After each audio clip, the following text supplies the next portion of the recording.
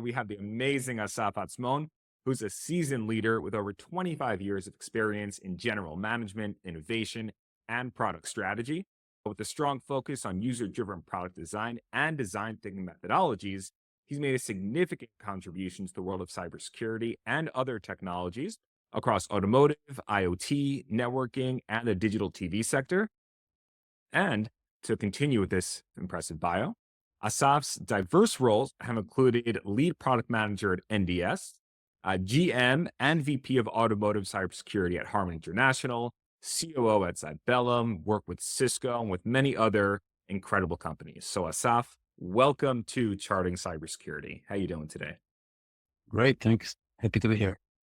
All right, we're happy you're joining us. And before we get in, before we really go deep into anything serious, how do you explain To to another to my person in your to my life what it kids, is you to my do? kids, To your kid. I'm lucky to have been working on areas of cybersecurity that really touch day-to-day products, both at the Harman and at Cisco and Cybellum. Our focus was on protecting products such as vehicles or medical devices. So it's quite easy to explain because people understand those products. They interact with them on a daily basis. If we take a car, for example, what I would say is that today a car is actually a computer on wheels. And that computer is actually connected to the internet, to the cloud. And the same way that your mobile device or your laptop is exposed to threat, everyone understands that, and everyone understands viruses and phishing and all that part. In the same way, hackers, bad actors can now actually connect to your car from remote. But it's even worse than potentially what they can do on your laptop, because on your laptop, maybe they steal your pictures, right? That's not It's an pleasant at all. inconvenience. Yeah. It's inconvenient, but if they hack into your car, they can actually get you off the road. So that's even much more dangerous. That's safety. Basically, what we're doing, doesn't matter what company I'm talking about, is keeping those bad guys away, making the car secure so you can drive safely without worrying about that stuff. That's basically what we're doing. So if we can speak to someone from an older generation, we'd say all those things that used to be mechanical and reliable are now software driven. And while they're more reliable than they've ever been, you have other things to consider, such as security. What I really love to know, which is the biggest question for everyone I have on, is what got you into the world of cybersecurity? And then, in addition to what got you in, what keeps you in it? So, not only a lot of times, myself included, how do I get into cybersecurity? Someone needed some work done, and it happened to be in the world of cyber, and I liked it. So, I continued. Of course, my reasons have grown since. But how about you? What got you into it? And then, what keeps you coming back? So personally, I think I got into cybersecurity really by chance. I'm playing with computers and got attracted to coding and to software very early on, probably since I was 10 years old. But I was more focused on building stuff, not breaking stuff. I'm not the typical profile who, dismantled, deconstructed the alarm clock to see how it's working. Many of the hackers are like that. I don't consider myself a hacker, but so I was a software guy, the product guy. And my first job at cybersecurity was with a company called NDS, who's building conditional access for a digital TV, basically the smart card in your set-top box. So basically, the whole idea is that channels that you're allowed to watch, you will be able to watch, and channels that you're not allowed to watch because you haven't paid for, you won't be able to Mhm. watch.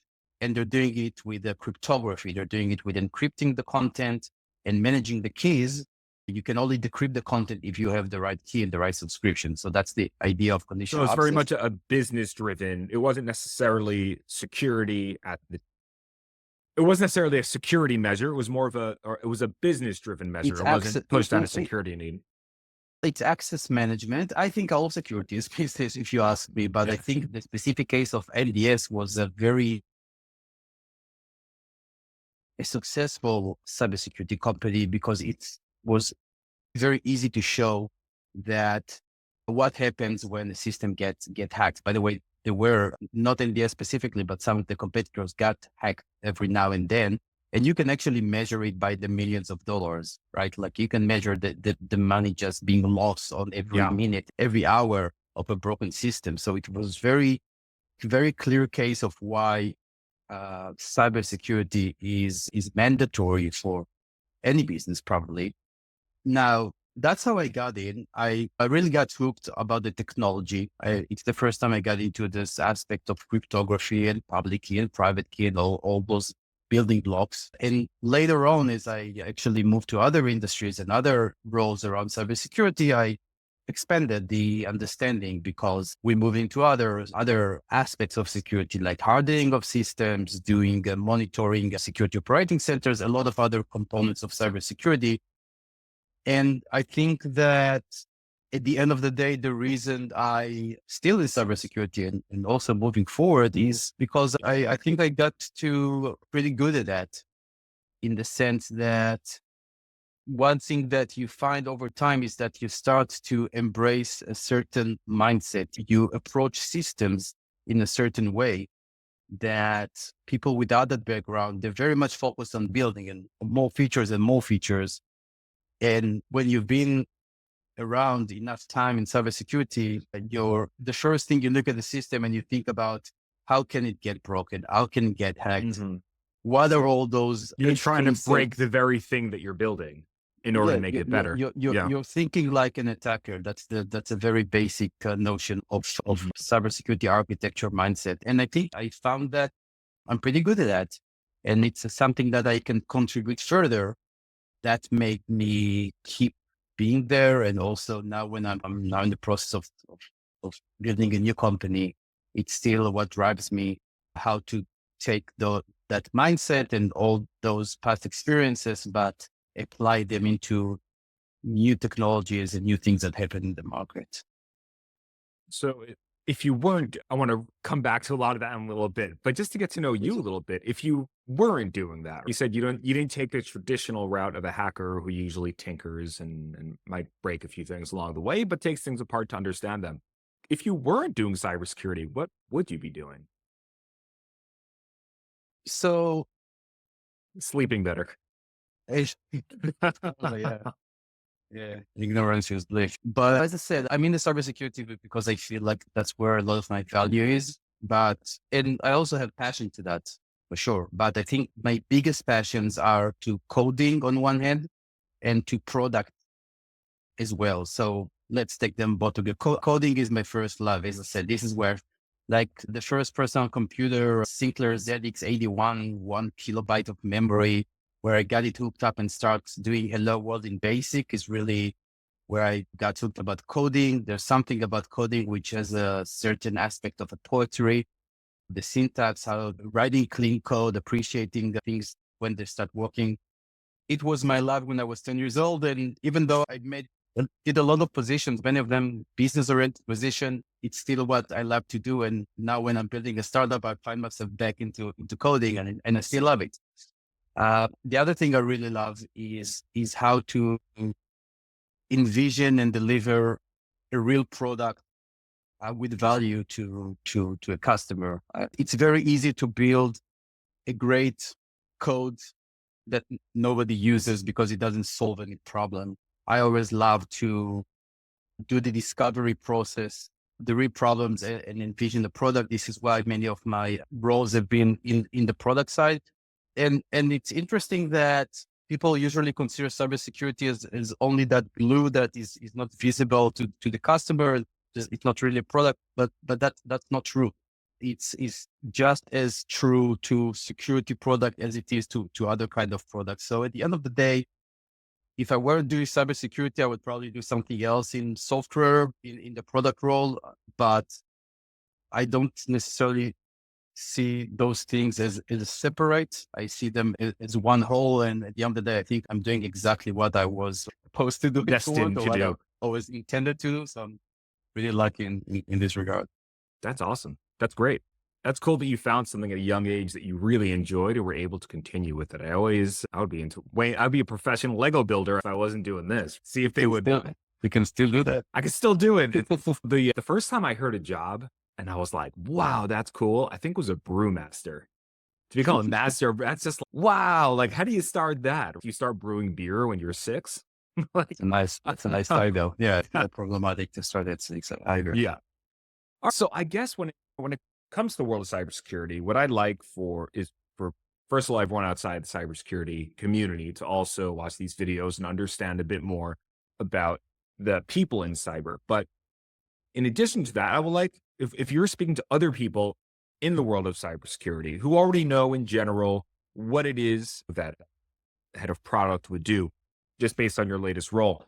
What is something that's related to your role that would surprise people who might be in cyber or not? Mm.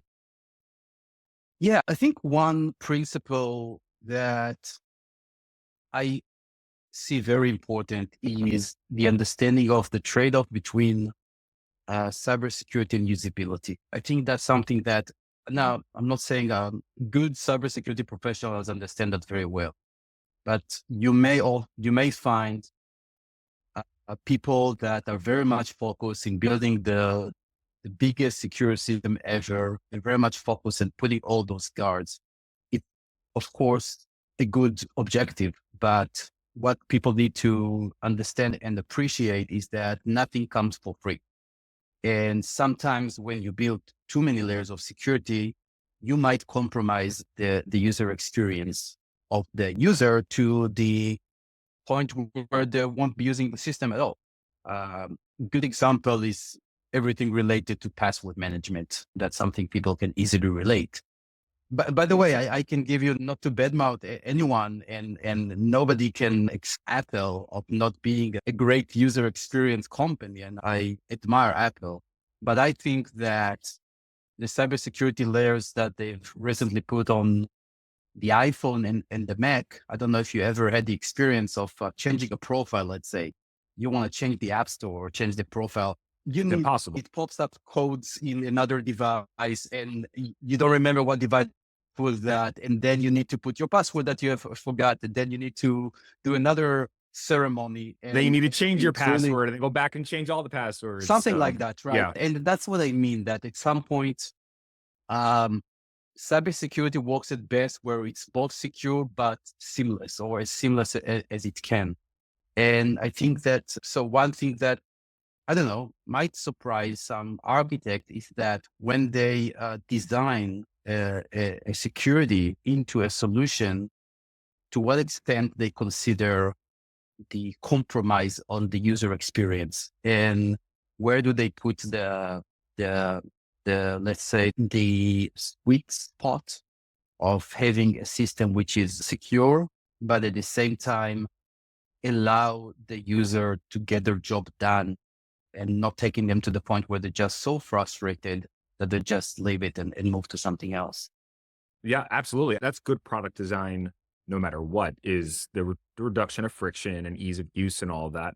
But I agree, it's a real challenge in the industry. And it's something that I think even people in cybersecurity are losing patience with the need to constantly change passwords.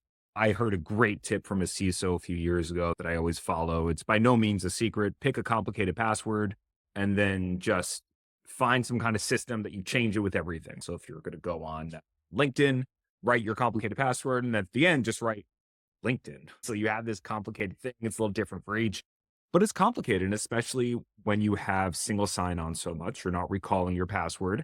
And there's all these opportunities for mistakes. And I think that when it comes to, and the reason we change our password, because it's easier. It's the path of least resistance, right? I forgot it. Yeah, I could probably play around and it might lock me out, or I could just hit change password. And I think bringing it back to products when we're looking outside of just passwords is the user will always find the path of least resistance. And if they can skirt and get around a cybersecurity rule, not because they want to avoid security or take it lightly, but Mhm. because they need to get a job done, there are deadlines. And it's always that balance of we need a super secure device, but we also need the person with a minimal understanding to be able to use this product without friction. So it's really, I think that actually Sure. segues kind Yeah. of I well mean, into, yeah, if you make it too hard for the user to the point where they're actually not following the best practices, and so you end up with missing your goal at the end of the day, right? exactly. Yeah. And so with that, I would love to throw in an AI question. Before I throw out the Mm. question,